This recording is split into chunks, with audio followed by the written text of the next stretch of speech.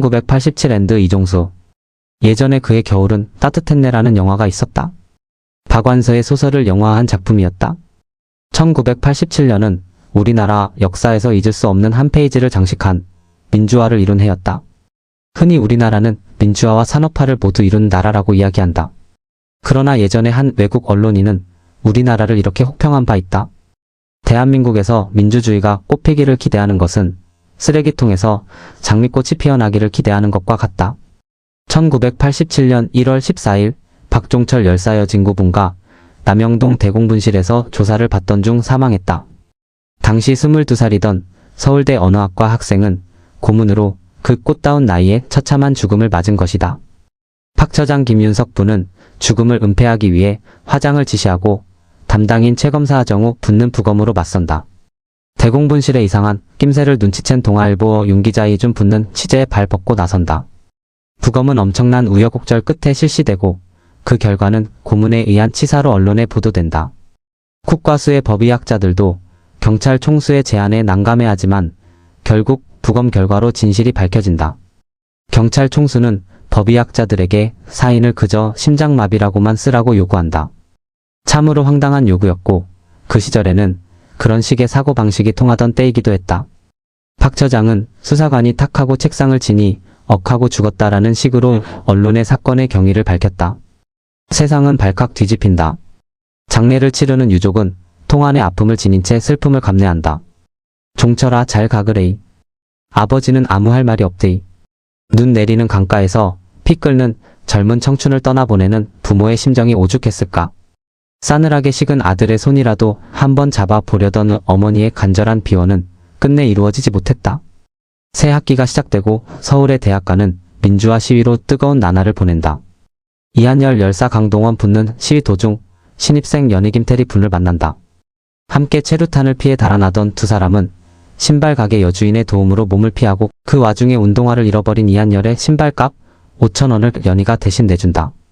교정에서 다시 만난 두 사람 사이에는 핑크빛 기류가 감돈다. 연희는 일찍 아버지를 여의고 슈퍼를 운영하는 어머니와 영등포교도소 교도관인 삼촌 한병용유해진 분과 함께 살아가는 대학 초년생이다. 삼촌은 조카를 위해 카세트 플레이어 마이마이를 선물하기도 한다. 연희는 열사에게 그렇게 시위를 한다고 세상이 바뀌느냐라고 질타한다. 당시 영등포교도소에는 이부영 씨가 복역 중이었고 박 열사 고문치사 사건으로 조반장 박희순 분과 동료 한 명도 수감되어 있었다. 그들은 결국 자신들이 고문치사의 주범이 아니라는 이야기를 흘리게 되고 그 사실은 교도관의 귀에 들어간다. 이를 일지에 적어두었던 반장은 그 일지를 이부영 씨에게 건네고 이부영 씨는 이를 한병용을 통해 밖으로 내보낸다. 전달받은 사람은 수배 중이던 김정남설 경고 분에게 이를 전한다. 수도권 인근의 절의 노무자로 위장해 은신해 있던 김정남은 이 내용을 언론에 알려 세상에 공표한다. 삼엄한 감시망을 뚫고 자료를 전달하는 일은 보통 일이 아니었다. 박 처장은 조반장을 회유하며 당분간 옥고를 치르면 과실치사로 처리해 집행유예로 풀어주겠다고 약속한다. 북의 지령을 받는 조직을 수사해 가던 박 처장은 그 와중에 김정남의 소재를 파악하고 대규모 인원을 동원해 체포작전에 나선다. 그곳은 성당이었다. 김정남은 좁혀오는 포위망을 뚫고 가까스로 체포를 면한다. 박 처장은 박 열사 고문치사 사건을 조작은폐한 책임으로 결국 영어의 몸이 된다. 극중 박 처장은 월남한 이북 출신으로 그려지는데 그 실제 모델이 된 인물은 얼마 전 세상을 떠나기도 했다. 배우 김윤석은 실제로 박종철 열사의 고등학교 후배이기도 하다. 당국은 치밀한 수사 끝에 정보가 영등포 교도소에서 유출되었다는 사실을 알아내고 한병용을 체포하여 그의 행적을 조사하고 신문한다. 가혹한 조사를 받는 와중에도 그는 끝까지 자신이 아는 사실을 발설하지 않는다. 4월 13일 위정자는 호원 조치를 발표한다. 이듬해 2월에 현행 헌법대로 간접선거를 실시하겠다는 것이었다.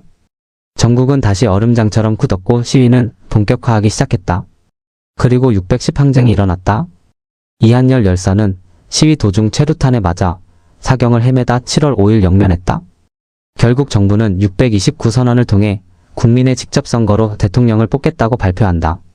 슈퍼로 배달되어 온 신문을 통해 열사의 소식을 알게 된 연희는 오열한다. 역사가 뒤바뀐 6개월간의 대장정이 다큐멘터리처럼 그려졌다. 늘 혼동되는 것 가운데 하나가 의사와 열사의 구분이다.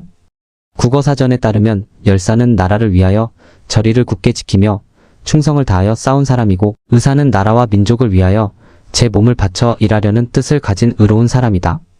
국가보훈처의 정의는 이렇다. 열사는 맨몸으로 저항하여 자신의 지조를 나타낸 사람이고 의사는 무력으로 항거하여 의롭게 죽은 사람이다.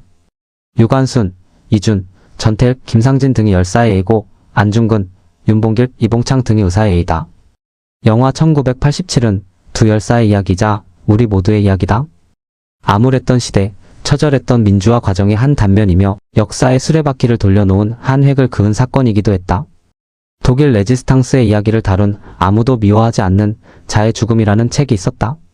정말 그렇게 평화와 자유를 위해 젊은 목숨을 초계처럼 던지며 쟁취하고 지키고자 했던 이상과 이념은 정당하고 고귀했던가? 독립운동가의 자손들은 헐벗고 가난하게 사는데 세파에 영합했던 친일 반민족 행위자들은 호의호식하며 안락하게 살아가는 부조리가 우리의 울분을 쌓이게 했던가? 누군가 이런 말을 했다. 민주주의는 피를 먹고 자라며 그 피 위에서 민주주의가 꽃핀다고?